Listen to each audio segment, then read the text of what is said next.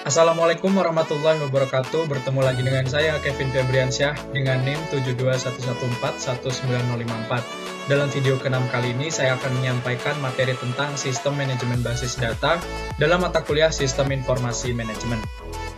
Yang pertama mengenai organisasi bisnis. Komputer pada awalnya digunakan untuk memecahkan masalah-masalah yang membutuhkan kalkulasi angka yang rumit. Masalah ini membutuhkan sedikit input dan sedikit output. Dewasa ini perusahaan membutuhkan jumlah input dan output yang sangat besar. Perusahaan seringkali membutuhkan komputer untuk memecahkan masalah yang sama dengan input yang berbeda secara berulang-ulang. Di dalam organisasi bisnis, yang pertama kita akan mengenal hierarki data. Data bisnis secara tradisional telah diorganisasikan ke dalam suatu hierarki field-field data yang bergabung untuk membentuk record dan record yang bergabung untuk membentuk file. Dan di mana field data adalah unit data yang terkecil mencerminkan jumlah data terkecil yang akan ditarik dari komputer pada satu waktu. Kemudian record merupakan suatu koleksi field data yang saling berhubungan. Dan file itu sendiri merupakan koleksi record yang saling berhubungan seperti satu file dari seluruh record yang berisi field kode-kode mata kuliah dan namanya. Kemudian yang kedua ada spreadsheet sebagai basis data sederhana. Secara konseptual serupa dengan sekumpulan tabel-tabel yang saling berhubungan. Kemudian yang ketiga ada flat fields, suatu tabel yang tidak memiliki kolom-kolom yang berulang. Kemudian yang terakhir adalah field kunci, suatu tabel yang tidak memiliki kolom-kolom yang berulang. Kemudian yang mengenai struktur basis data, dibentuk oleh kelompok-kelompok data, subkelompok data, dan beberapa subkelompok lagi. Struktur hierarki untuk basis data pada awalnya populer karena ia bekerja dengan baik pada sistem pemrosesan transaksi yang melakukan tugas-tugas seperti pengendalian persediaan entry pesanan, piutang, dan utang dagang. Kemudian di dalam struktur basis data terdapat beberapa struktur. Yang pertama yang kita kenal ada struktur basis data hierarkis. Struktur hierarkis ini dibentuk oleh kelompok-kelompok data, subkelompok, dan beberapa subkelompok lagi. Jika Anda menggambarkan struktur ini, ia akan terlihat seperti cabang-cabang dari sebuah pohon. Nah, gambarnya seperti yang ditampilkan di sini. Kemudian yang kedua ada struktur basis data jaringan. Dikembangkan untuk memungkinkan penarikan record-record tertentu. Ia memungkinkan satu record tertentu menunjuk pada semua record lainnya di dalam basis data. Gambarnya seperti ini. Kemudian ada struktur basis data relasional. Nah, konsep dari suatu struktur basis data yang terdiri atas tabel-tabel di mana relasi terbentuk secara implisit dengan mencocokkan nilai-nilai field data yang sama akan mudah dipergunakan dan dipahami. Kemudian basis data jadwal merupakan sebuah contoh basis data yang paling sederhana di mana basis data ini dibuat dengan menggunakan piranti lunak sistem manajemen basis data. Kemudian mengenai konsep basis data, suatu urut-urutan yang logis dan secara intuitif tepat meskipun masing-masing record dan basis data tersebut dapat tersebar di banyak file dan terletak di seluruh penjuru ruang penyimpanan komputer.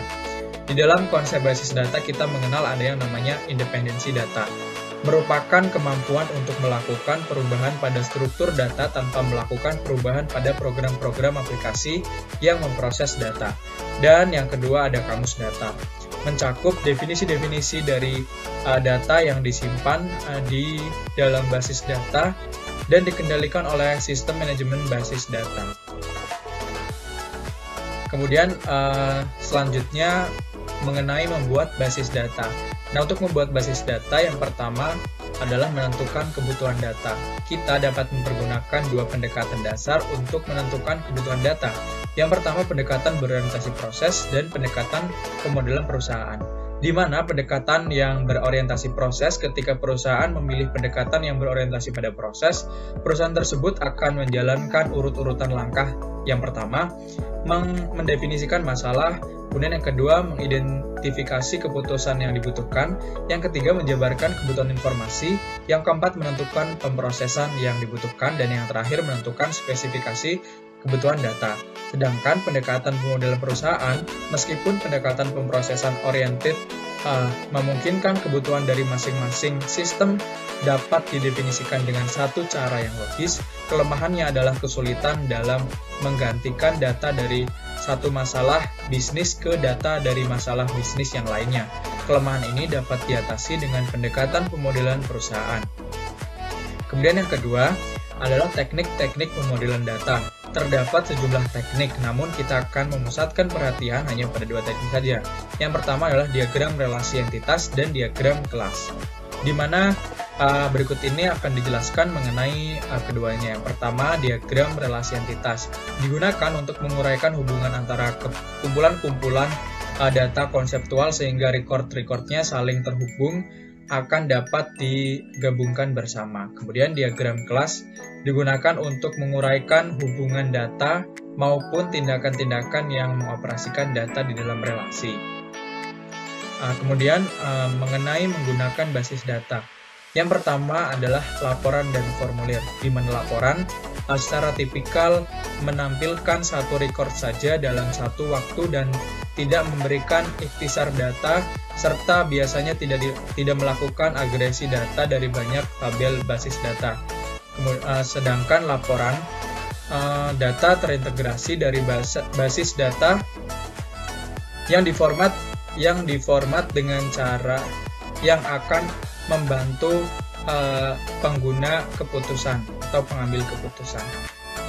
Kemudian mengenai keuntungan formulir. Yang pertama adalah navigasi, yang kedua akurasi, yang ketiga konsisten, dan yang keempat penyaringan. Selanjutnya mengenai menggunakan basis data. Ada query, yaitu suatu permintaan kepada basis data untuk menampilkan recordnya yang dipilih. Bahasa query terstruktur adalah kode yang digunakan oleh sistem manajemen basis data relasional untuk mengerjakan pekerjaan-pekerjaan basis data. Dan yang terakhir ada pemrosesan basis data lanjutan. Online Analytic Processing atau OLAP, jika Anda ingin mengetahui jumlah dari seluruh nilai untuk entitas-entitas tertentu, maka OLAP akan digunakan. Kemudian mengenai personel basis data. Yang pertama ada administrator basis data, kemudian programmer basis data, dan pengguna akhir. Dan yang terakhir mengenai keuntungan basis data manajemen sistem. Yang keuntungannya meliputi mengurangi pengulangan data, mencapai independensi data, mengambil data dan informasi dengan cepat, keamanan yang lebih baik. Sedangkan kerugiannya meliputi membeli peranti lunak yang mahal, mendapatkan konfigurasi peranti keras yang besar, dan yang terakhir mempekerjakan dan memelihara staf DBA. Nah, demikian yang dapat saya sampaikan dalam video ke-6 kali ini. Kurang lebihnya mohon maaf. Terima kasih yang telah menonton video ini sampai selesai. Sampai jumpa dalam video-video selanjutnya. Wassalamualaikum warahmatullahi wabarakatuh.